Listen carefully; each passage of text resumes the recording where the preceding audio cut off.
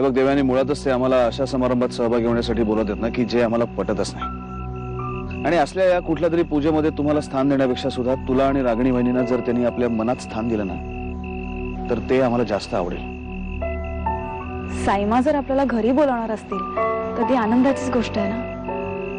फक्त त्यासाठी तू हो बोलायला हवंस. प्लीज विक्रम. ठीक आहे. हो.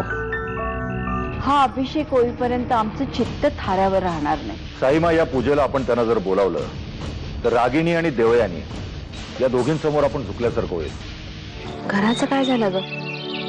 म्हणजे ते कर्जाचा प्रश्न होता ना. आई, त्याची आता तू अजिबात काळजी करू नकोस. विक्रमनी सगळं कर्ज फेडलंय. काय सांगतेस काय? हो, आता ना फक्त त्या नवीन शाळेसाठी जरा धावपळ सुरू आहे. त्याच गडबडीत आहे. येते. भेट जा.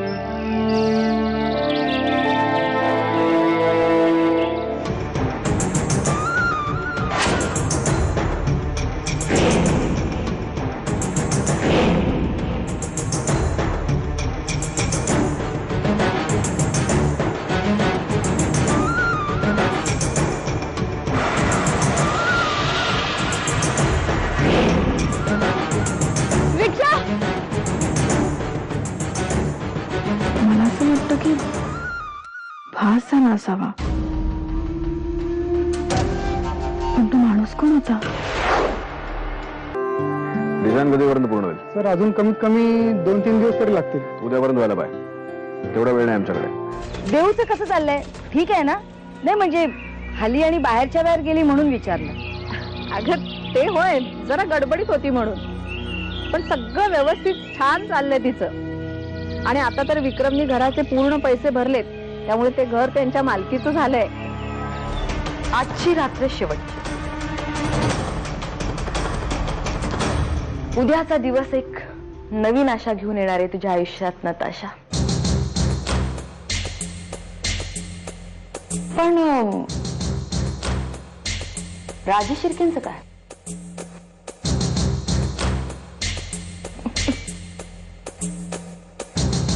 त्यांना तर माहित पण नाही की त्यांच्या आयुष्यात एक वादळ येणार आहे.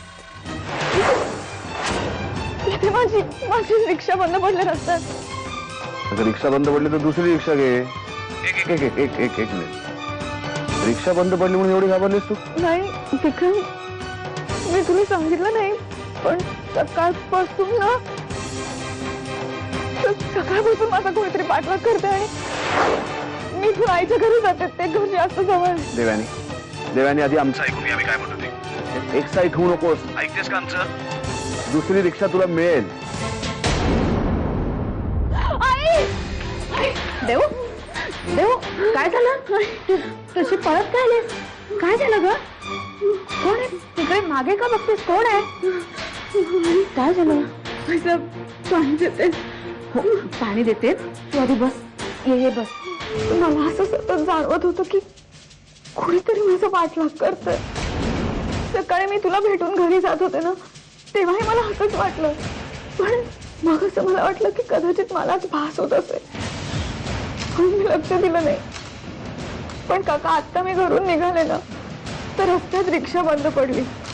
मग त्या निर्जन रस्त्यावर मला सतत असं वाटत होतं की कोणीतरी आहे आणि माझा पाठलाग करतंय. म्हणून मी सरळ इथेच निघून आले. देव, मला सांग, विक्रम कुठे आहे? त्याला सगळं माहिती आहे का? हो काका, आता विक्रमला मी सगळं सांगितलं आणि तो इथेच यायला निघाला. बहिणी, मी आलो. देव, तू माणूस दिसायला कसा होता? अभिलाषा,